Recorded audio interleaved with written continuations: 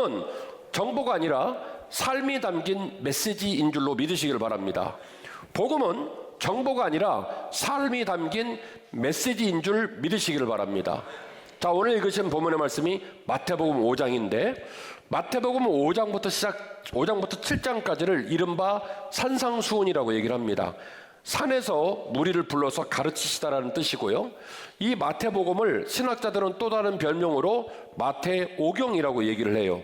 구약에는 모세오경이 있듯이 신약에도 그와 비슷한 아주 중요한 가치를 담고 있는 성경이 있는데 마태오경, 그 마태오경의 첫 출발이 산상수훈, 산상수훈의 첫 출발이 팔복입니다.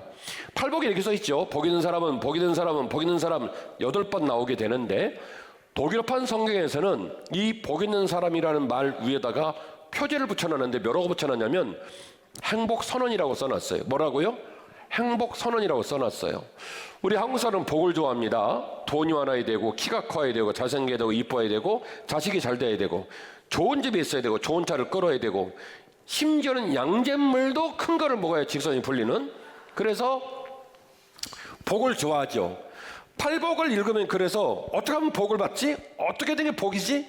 근데 뒤에 나오는 단어들이 복과 상관없는 단어가 많아요. 그래서 팔복은 읽을 때마다 은혜가 되기도 하고 알아듣기도 어렵더라는 얘기인데 독일어판 성경은 이 팔복에 대해 뭐라고 써놨냐면 행복선언이라고 써놨어요.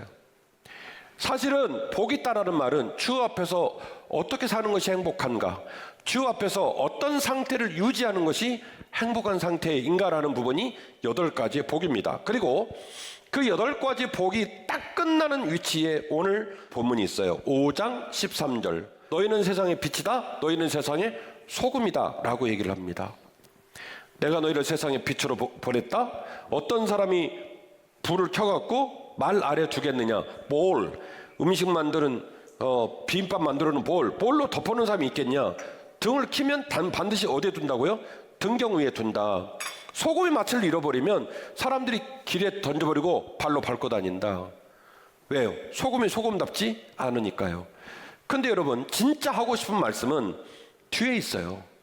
뒤에 있다고요. 우리는 소금이 아닙니다. 우리는 빛이 아닙니다. 빛과 소금을 풍요하고 비유하고 은유하여 말하고자 하는 얘기를 한 거예요. 마치 너희가 빛과 같지 않겠느냐, 마치 너희가 소금과 같지 아니하겠느냐라고 해놓고 진짜 말하고 싶은 얘기를 16절에서 말을 하는데요. 이렇게 써 있습니다. 이와 같이. 무슨 얘기예요? 앞에 나오는 비유적이고 풍요적인 얘기를 종속하고 있죠. 앞에 말했던 빛의 비유처럼, 앞에 말했던 소금의 비유처럼. 그러니까 진짜 말할 말은 앞에 있어요, 뒤에 있어요? 뒤에 있죠. 뒤에 있죠. 뒤에 있는 말을 강조하기 위해서 앞에서 비유를 든 거예요. 이와 같이 너희 빛이 사람 앞에 비치게 하여 그들로 너희 착한 행실을 보고 하늘에 계신 너희 아버지께 영광을 돌리게 하라. 그러니까 사실은 팔복, 행복선언, 어떤 사람이 행복합니까? 뒤에 나오는 내용, 내가 너희를 제자로 보냈다, 내가 너희를 제자로 삼았다, 그 의미가 뭔지 아니? 너희가 빛 됐으면 좋겠어, 너희가 소금 됐으면 좋겠어. 이 모든 이야기를 총망라한 마지막 단어가 뭐냐면 착한 사람이에요. 그 말은 내가 너희 안에 있음으로 말미암아 너희가 평안을 얻고 너희의 심리 상태가 주 안에 행복한 상태가 되면 저절로 어떤 사람이 된다? 착한 사람이 된다. 그리고 착한 너희들과 함께 있다 보면 다른 사람도 행복해진다. 아멘이시죠? 여러분, 이와 같이 너희들의 착한 행실로, 너희들의 착한 행실을 모든 사람에게, 너희들의 빛을 모든 사람에게 비치게 하여 너희들의 그 착한 행실로 하늘에 계신 너희 아버지께, 하나님 아버지께 영광을 돌리게 하라. 저하고 여러분이 한빛 가족이에요. 근데 우리가 관계를 맺는 온도는 다 달라요. 어떤 사람은 따뜻하고 어떤 사람은 중간이고 어떤 사람은 차고 어떤 사람은 가깝고 어떤 사람은 멀고. 근데 그거는요, 친하게 지내자고 말로 해서 되는 문제가 아니에요. 내가 나와 하나님 사이가 가깝고 나와 하나님 사이가 건강하면 거기서부터 제대로 1번, 2번, 3번 풀어지는 거지, 나와 하나님 사이가 해결되지 않은 상태에서 종교적 신념과 가르침으로 될 수 있는 문제가 아니에요. 저와 여러분이 착한 사람 되기를 주의 이름으로 축원합니다. 누구의 영을 따라? 살아계신 하나님의 영을 따라. 누구의 선언으로? 살아계신 하나님의 선언으로 착한 사람 되시기를 주의 이름으로 축원합니다. 에베소서 2장 8절입니다. 너희는 그 은혜에 의하여 믿음으로 말미암아 구원을 받았나니 이것은 너희에게서 난 것이 아니요 하나님의 뭐라고요? 하나님의 선물이니라. 행위에서 난 것이 아니니 누구든지 자랑하지 못하게 하려 함이라. 에베소서 2장 8절에서 9절 말씀을 보면 신앙생활 하는 거는 그냥 하나님의 선물이고 하나님의 은혜고, 그러니까 그냥 대충 그까 있고 대충 살고 하나님의 선물로 구원을 받았으니까, 하나님의 은혜로 구원을 받았으니까 그냥 그렇게 막 살았으면 하는 말처럼 들려요. 그런데 김진호 목사 버전으로는 에베소서 2장 8절에서 9절 말씀은 이 두 절만 읽어서는 안 되고 10절까지를 붙여서 읽어야 돼요. 세트. 너희는 그 은혜로 말미암아 구원을 받았다. 그것이 너희들의 행위로 받은 것이 아니라, 너희들의 공력으로 받은 것이 아니라 그분의 선물이고 그분의 은혜였다 라고 하는 그 말을 하신 이유가 후속절에 나옵니다. 10절. 우리는 그가 만드신 바라 그리스도 예수 안에서 무엇을 위하여 선한 일을 위하여 지으심을 받은 자니, 이 일은 하나님께서 전에 예비하사 우리로 그 가운데서 행하게 하려 하심이라. 하나님께서 저와 여러분을 선하게 쓰시기 위하여, 선하게 가정에서 선한 존재로 만들고, 그리고 교회에서 이웃들과의 관계에서 우리를 선하게 쓰시려고 하나님께서 예수 그리스도를 통하여 당신의 아들과 딸로 삼아줬다는 거예요. 선물로 구원을 얻고 난 이후에 네 맘대로 살아라. 은혜로 구원을 받고 난 이후에도 그냥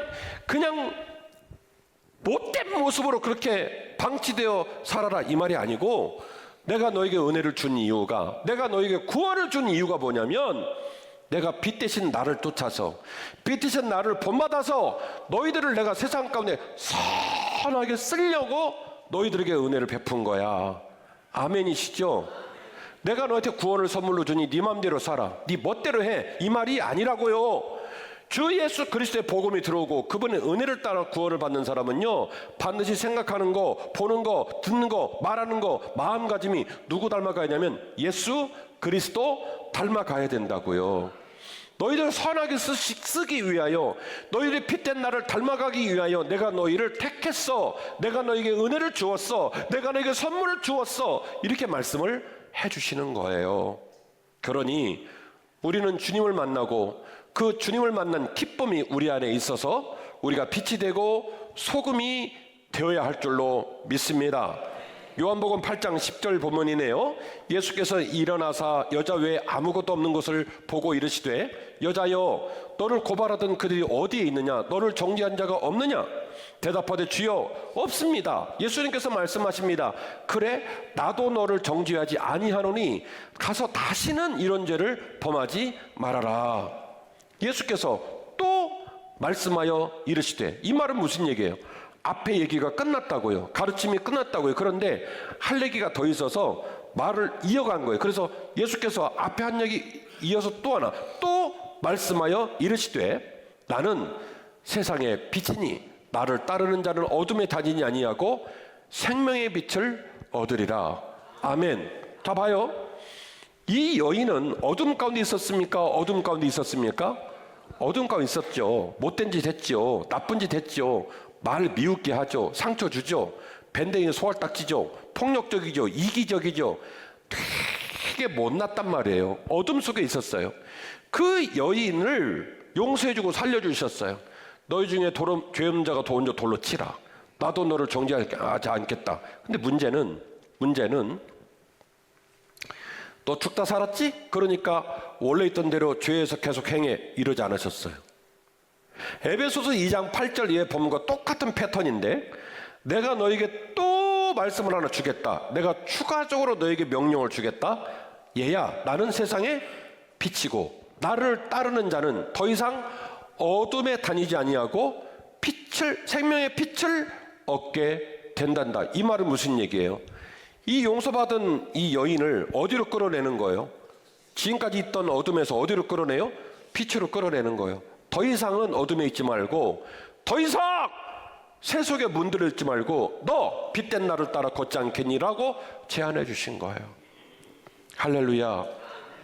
사랑하는 한빛가족 여러분, 하나님이 기쁘고 하나님이 느껴져야 복음도 살아나기 시작합니다. 하나님이 기쁘고 하나님이 느껴지고 하나님이 막 내 안에 너무 기쁘고 하나님이 막 느껴지면요, 자연스럽게 뭐가 살아나냐면 복음이 살아나는 거예요. 전하고 싶고 얘기하고 싶고 그런 거예요. 근데 하나님이 안 느껴져요. 하나님이 안 가까워요. 그러면 복음도 안 돼요. 안 된다고. 왜? 내가 못 느끼는데, 내가 안 가까운데 어떻게 복음이 되겠어요? 안 되죠. 그렇죠? 그러니까 제가 오늘 여러분에게 말하는 건 뭐냐면, 하나님하고 가까워지자. 하나님하고 가까워지자. 하나님을 느끼자. 이게 먼저라는 거예요. 제가 여러분을 불러서 앉혀놓고 계속 설교하고 좀 기대하는 이유는 뭐냐면, 에베소서 2장 8절 말씀처럼 이 모든 것이 너희들의 공력과 행위와 의로 된 것이 아니라 하나님의 선물이니 그 선물이 어느 날 여러분에게 갈 줄 저는 믿는 거예요. 파송찬양 부르다가 가고, 말씀 들으다가 가고, 기도하다 가고, 하나님께서 그 영이 여러분의 심령에 파고 들어가는 날이 올 거라고 믿고 여기 앉아 계시라고 말씀드리는 거예요. 예수는 그냥 막 믿는 게 아니에요. 진짜로 믿어져야 되고 진짜로 체험되어야 비로소 그분이 내 예수 되는 거고, 내 예수가 있어야 복음을 전할 수 있는 거예요. 먼저 먹어봐야 맛을 말할 수 있죠. 먼저 경험을 해봐야 그분의 온도를 말할 수 있죠. 그래서 하나님과 친밀하셔야 돼요.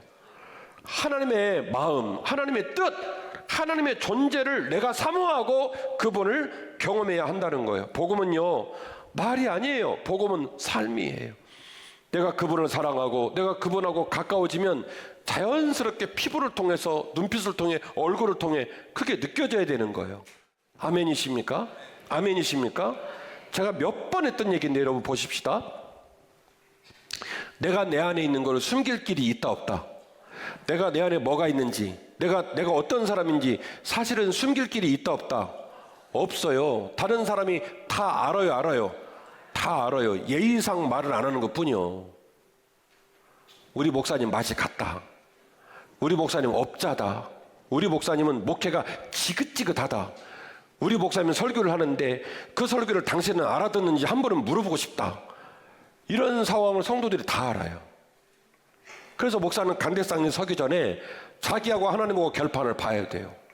강대상에 서기 전에 하나님 앞에 자기가 떳떳해야 비로소 눈에 힘을 주고 여기에 서 있지, 짝퉁 가짜가 어떻게 손바닥으로 하늘을 가리겠습니까? 예?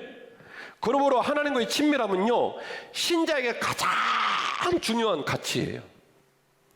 하나님을 만나야 되고 하나님과 친밀해야 돼요. 욥기 42장 5절인데요. 내가 주께 대하여 귀로만 듣기만 하였으나 이제는 눈으로 주를 배움나이다. 부탁드려요. 이번 한 해 동안에 여러분 하나님을 깊이 만나십시오. 하나님과 친밀해지십시오. 하나님과 가까워지십시오. 하나님과 반드시 연결되시기를 바랍니다. 거기서부터 복음이 시작되기 때문입니다. 믿음은 도전이고 신뢰이고 기대입니다. 우리가 사역을 감당함에 있어서 복음들과 함께 걷는 사람들, 사역을 하재요. 사역을 감당하재요. 이 사역을 시행할 때 반드시 기억할 일이 있습니다. 선행 과제가 있는데요.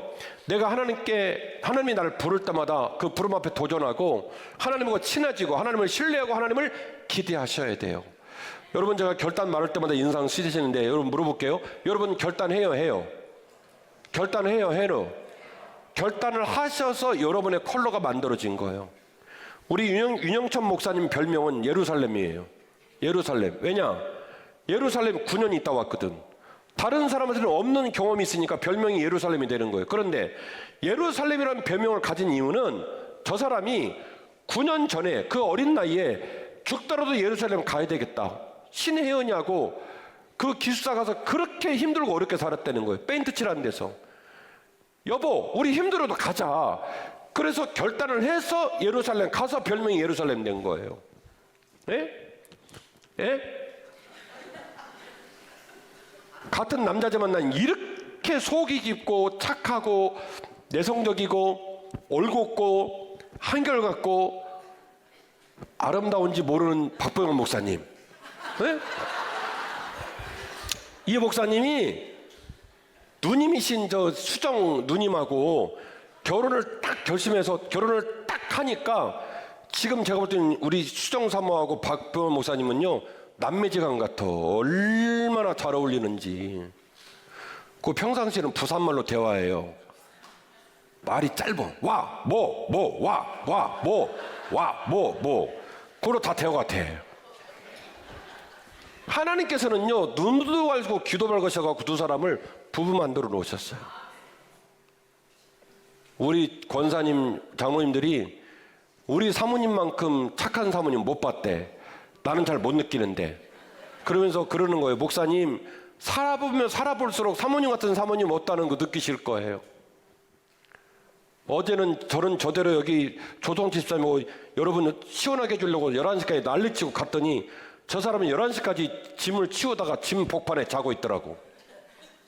그러면 제가 팔로 팍 차면서 하루 종일 머리를 내놓고 짐을 다 치우지도 않고 인생을 요따구로 살고 그렇게 말할 수 있잖아요. 근데 짠해 보이더라고. 얼마나 힘들었을까. 천국하고 지옥이요 백지장 하나 차이예요. 그 사람을 어떻게 보고 어떻게 말을 하느냐에 따라서 오락가락해요. 하나님께서 우리에게 좋은 배우자를 선물로 주셨어요. 하나님께서 내 삶의 결단을 기억하시고 내 삶의 컬러를 만들어 두셨어요. 여러분 지금까지 결단하고 있어요. 그러니 주 앞에서도 결단하시기를 바랍니다. 생전 결단은 안 하는 것처럼 표정 짓지 마시고 여러분은 후회할 만한 결단을 그렇게 하시면서 왜 주님 앞에서는 미적미적거리고 그렇게 주 앞에서 미온적인 태도로 신앙생활을 합니까? 결단하지 않으면 하나님 만날 수 없어요. 결단하지 않으면 그분과 가까워질 수 없습니다. 그분께로 달려드세요. 달려드셔서 그분의 부름 앞에 도전하고 결단하고 그분하고 친해지고 그분을 신뢰하고 그분을 기대하시는 저와 여러분 되시기를 바랍니다. 그래서 그분이 주는 능력을 따라 더 이상 하나님은 목사님 하나님이 아니라 장로님 하나님이 아니라 누구 하나님이다? 나의 하나님이다 라고 딱 고백하고 그분 오른손 붙들고 한 해 믿음으로 승리하는 저와 여러분 되시기를 주의 이름으로 축원합니다. 결론입니다. 우리는 순종하고 결단하기에 여전히 기대할 수 있습니다. 순종하는 삶과 전도는요 역설적으로 내가 하나님을 가장 뜨겁게 만나는 첩경이에요. 왜냐하면 그 전도가 누가 제일 좋아하는 일인지라 하나님이 좋아하는 일인지라 전도를 하고 그 사람이 반응을 보이고 또 그 전도한 사람이 자리를 잡고 그러는 모습을 보면 너무 행복한 거란 말이에요. 우리 사랑채 오집사님은 지금도 저기 앉아 계신데 그냥 제가 이제 거기 골목을 지나가면요 거기 있는 종업원은 심지어 주방에 있는 주방장까지 다 나와서 인사를 해요. 내가 뭐 자기들 친척인 줄 아나 봐. 근데 사랑하려고 마음을 먹고 전도를 하고 식구가 되니까 점점 가까워지잖아요. 멀어지려고 마음먹으면 한도 끝도 없이 멀어지고요. 가까워지려고 마음먹으면 계속 가까워지는 거예요. 저는 생각을 해요. 제가 그 상가 골목으로 이사를 갔으니까 하나님께서 은혜 주셔서 가능하다면 그 상가 쪽 골목을 다 전도해버렸으면 좋겠어. 예. 그래가지고 그냥 거기 송파구청장 서강수 구청장님 부탁해가지고 한빛거리 막 이렇게 써가지고 아예 그냥 골목을 그냥 막 이런 생각도 해보는 거예요. 꿈을 꾸어야 기대를 해야 소원을 가져야 뭐가 일어나는 거예요. 아멘이시죠? 예. 갑자기 이름이 안 떠오르네. 우리 골프 연장하는 성도님 지난주에 새가족 편입행사 하셨잖아요. 할렐루야. 집사님의 이름이 기억이 안 나. 미안해요. 근데 생각해봐요. 연습을 하잖아요. 끝났잖아요. 그러면 15분을 더 넣어줘. 15분 연장을 해주고 나갈 때 사장님 오늘은 15분이 왜 더 나왔죠? 교회 나오시라고요. 힌트. 식당 하는 분은 원래 있는 반찬이 아닌데 계란 후라이 다 해가지고 다 이렇게 다. 우리 사장님 이거 웬 후라이예요? 교회 나가시자고요.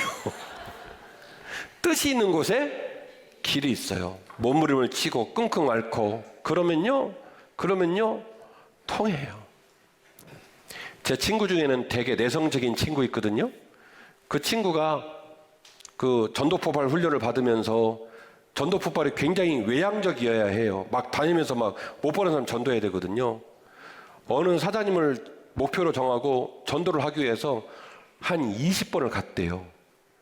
근데 20번 가서 복음을 증거하지 못하고 교회 가자 말을 못하고 계속 물건만 사고, 그러니까 사장님 눈치를 챈 거예요. 이 사람이 뭐 할 얘기가 있어서 왔구나. 근데 끝까지 말을 못하니까 사장님이 물건 안 보고 나중에 그래요. 뭘 말하고 싶은지 말을 하라고. 그 쓰지도 않을 거 사지도 말고 더 이상 나 팔기도 싫으니까 하고 싶은 얘기가 뭐냐고. 되게 궁금해 죽겠으니까 왜 이렇게 와서 말을 안 하고 사람을 애를 먹이냐. 하고 싶은 얘기가 뭐냐 그랬더니 저 사실은 신학생이고요. 전도하려고 왔어요. 사장님이 하도 궁금해해서 나중에 사장님이 물어보더래요. 도대체 당신 하려고 하는 게 뭔 얘기냐. 그래가지고 복음을 증거했다는 얘기를 제가 들었습니다. 내성적인 사람도 전도할 수 있고요. 외향적인 사람도 전도할 수 있고요. 식당 하는 사람도 전도할 수 있고요. 다 전도할 수 있어요. 아셨죠? 할렐루야.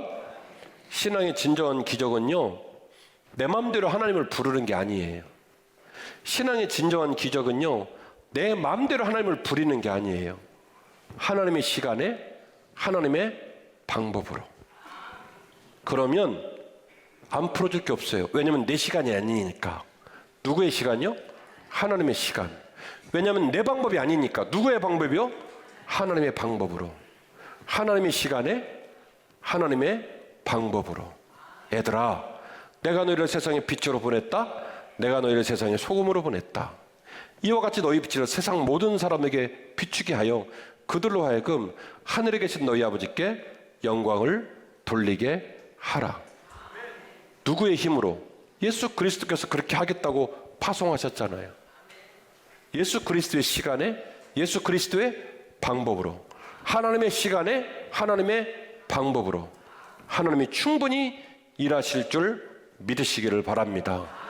하나님과 가까워지시고 하나님과 연결되시고 그 하나님으로 마음껏 쓰임받는 저와 여러분 되시기를 주의 이름으로 축원합니다.